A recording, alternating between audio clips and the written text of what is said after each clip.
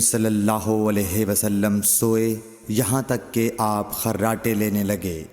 پھر آپ نے نماز پڑھی، اور کبھی راوی نے یوں کہا کہ آپ صلی اللہ علیہ وسلم لیٹ گئے، پھر خراٹے لینے لگے۔ پھر آپ صلی اللہ علیہ وسلم کھڑے ہوئے، اس کے بعد نماز پڑھی۔ پھر سفیان نے ہم سے دوسری مرتبہ، ابن عباس رضی اللہ تعالی عنہ کہتے تھے کہ ایک مرتبہ میں نے اپنی خالہ ام المومنین حضرت میمونہ کے گھر رات گزاری تو میں نے دیکھا کہ رسول اللہ صلی اللہ علیہ وسلم رات کو اٹھے۔ جب تھوڑی رات باقی رہ گئی تو آپ صلی اللہ علیہ وسلم نے اٹھ کر ایک لٹکے ہوئے مشکیزے سے ہلکا سا وضو کیا۔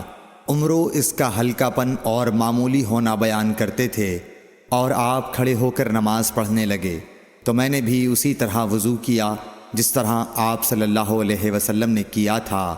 پھر آ کر آپ کے بائیں طرف کھڑا ہو گیا، اور کبھی سفیان نے ان یسارہ کے بجائے ان شمالہ کا لفظ کہا، مطلب دونوں کا ایک ہی ہے۔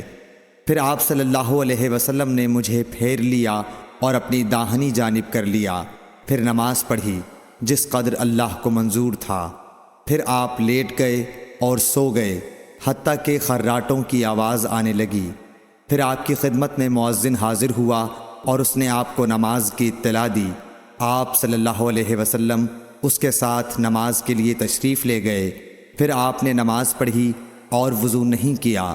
سفیان کہتے ہیں کہ ہم نے عمرو سے کہا، کچھ لوگ کہتے ہیں کہ رسول اللہ صلی اللہ علیہ وسلم کی آنکھیں سوتی تھیں، دل نہیں سوتا تھا۔